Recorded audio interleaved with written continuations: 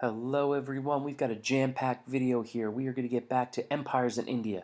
We're going to establish empires in Southeast Asia. We're going to talk about the expansion of Islam and maybe just throw in some trade and some other stuff. It's a ton of stuff. Let's just get right to it. Okay, so a lot of the empires that are going to get redeveloped, if you will, in India are going to come as a result of the Muslims. And in the year 711, Muslims start to slowly get into the area of modern day Hindu held areas as well as modern day Pakistan. Again, the religious groups that we're talking about that were previously here, predominantly Hindus, sprinkled in with some Parsis. If you remember, the Parsis are the successors to the Zoroastrians. So the people that are bringing this, once again, the merchants at the forefront, we're going to sell you stuff. And oh, by the way, let me have you read the Quran. It will be incredibly successful. It will start to grow until finally we do have the creation of a empire. And that would be created by Mahmud of Ghazni. He creates an empire that's actually quite large, as I'm going to show you in a minute. He rules this empire from 971 to 1030, and then it's actually going to kind of fall apart. He was a Turkic man. We're going to talk about the Turks a little bit more later. They're going to be a nomad group that's going to mix it up. He had a massive army. He's got a huge crown. And as you can see, he had quite a large empire that stretched from Iran all the way into northwest India. Now, what's important here is that even though the bulk of his empire was not in India, there's some things that he's going to establish that will be important for the future. Okay, first and foremost, he's absolutely horrible to the Hindus. There's a major issue that often exists today between Hindus and Muslims, which can really be exemplified by the relationship of Pakistan and India. This is something that's going to grow and continue to cause problems in the future. And Mahmud of Ghazni, as a devout Muslim, was very, would destroy temples and stuff like that. But on the flip side, he's also credited with being a guy that would send missionaries into both Pakistan and Afghanistan to introduce Islam there. He was big on the arts and architecture, and some cities are really going to grow as a result of that. On the right, you can see some architecture. That's what's left of his tomb. But eventually, it was very short-lived, and kind of it was almost like the, if you remember the Sui dynasty that you learned about. He kind of comes in, establishes a dynasty. He's going to get beaten by both the Seljuk Turks as well as he is going to get beaten by the next group up, the Delhi Sultanate, as well. But it's the first guy to kind of start to bring these things back into India, this idea of an empire. The next step in slowly but surely developing an empire will be the creation of the Ghurid Empire by Muiz al-Din Muhammad. And he would rule this empire from 1173 to 1206, when, unfortunately for him, he is assassinated.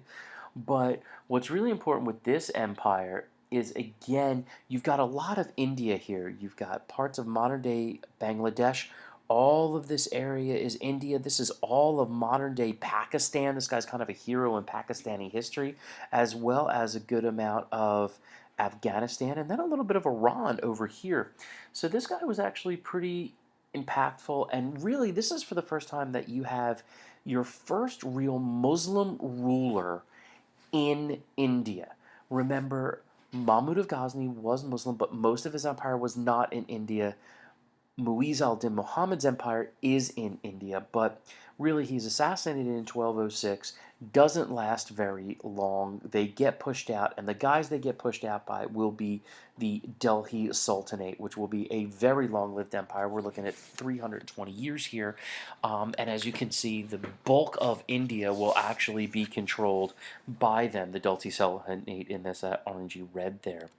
This is really incredible. The Delhi Sultanate was actually established by a guy that was a former slave, Kitab-ud-Din Aibak, and as you see him over there to the left, he is able to eventually win his freedom and become a freedom fighter, if you will, and overthrow the Sultan of the city-state of Delhi. And he's going to conquer Delhi and a small area around it. And in 4 years, he's going to really start to build a lot of mosques in an area of India that didn't have Islam before and get the dynasty established. Unfortunately, he's not going to last very long because he liked to play the sport of polo, and you see that on the right. And unfortunately, he died in a tragic polo accident where he actually was impaled on his stick or the mallet. As you see right there, he fell right onto it. Kind of a bummer, but his dynasty is going to do quite a lot. Believe it or not, they will defeat the Mongols. Yes, I said it. They defeated the Mongols. He was able to hold them out.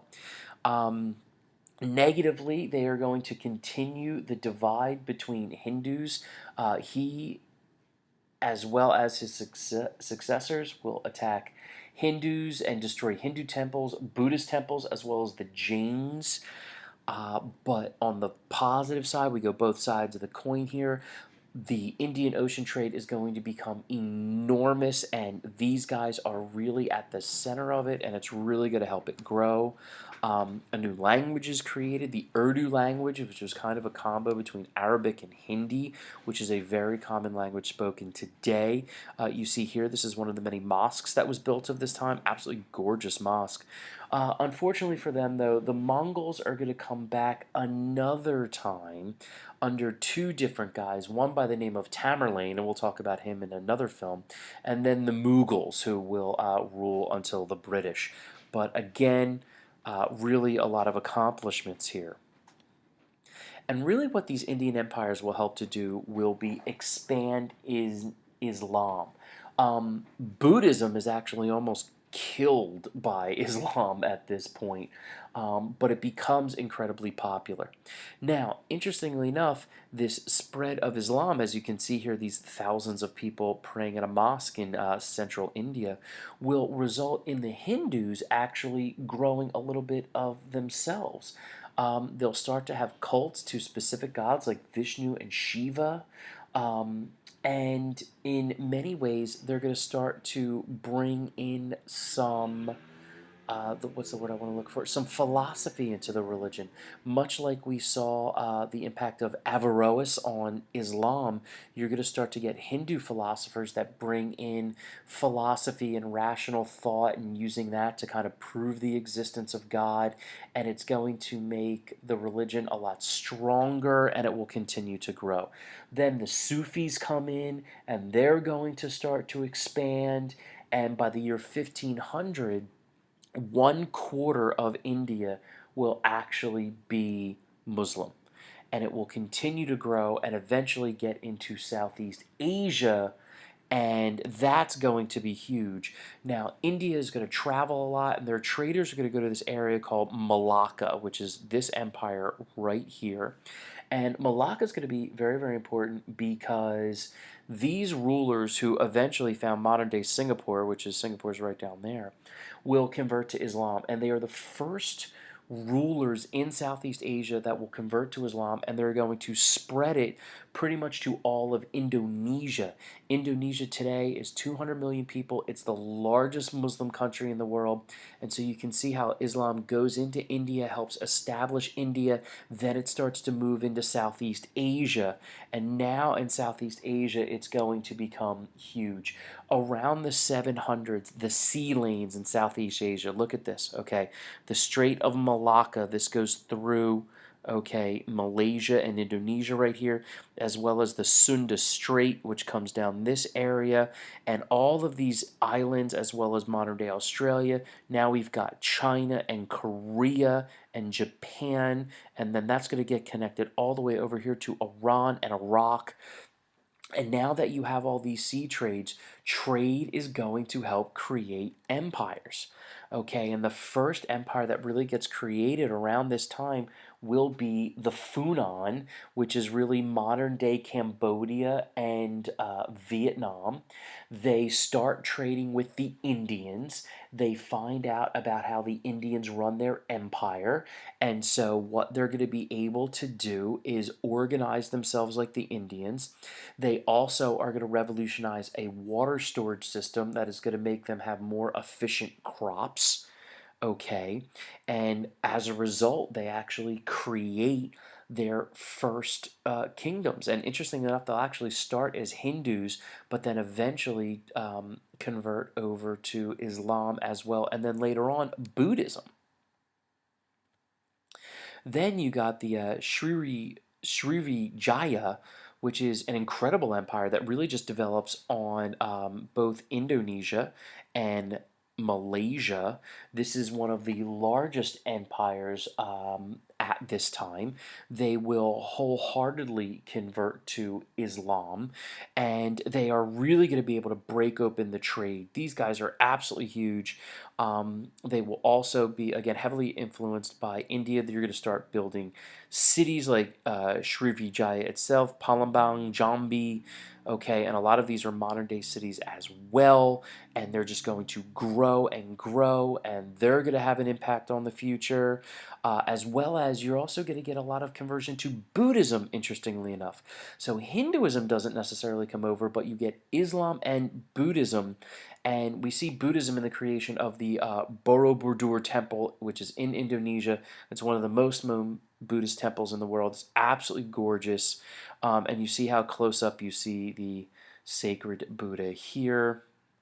But the other thing you have to worry about in Indonesia is Komodo dragons. So you should go, they grow, but if you land on the island, you're going to get eaten. It's just terrible. So now that we have that time out, we can go to the really the largest of these empires, which would be the Khmer Empire, or that came out of Angkor. You see the city right here in modern day Cambodia. Now these guys on the flip side, unlike Srivijaya, they are going to actually convert to Hinduism, and then later on they'll convert to Buddhism. This empire was incredibly wealthy. They're going to build temples all over the place. They are going to really expand power. Modern day, like Vientiane, this is the modern day capital of Laos. You got a little bit of Thailand in here, as well as all of this is modern day Cambodia plus Vietnam. And this empire was going to be really huge. They built these incredible buildings, and you're just seeing this worldwide, not worldwide, but Indian Ocean trade. Again, this is the time of the Dark Ages in Europe where people are living in like huts and stuff.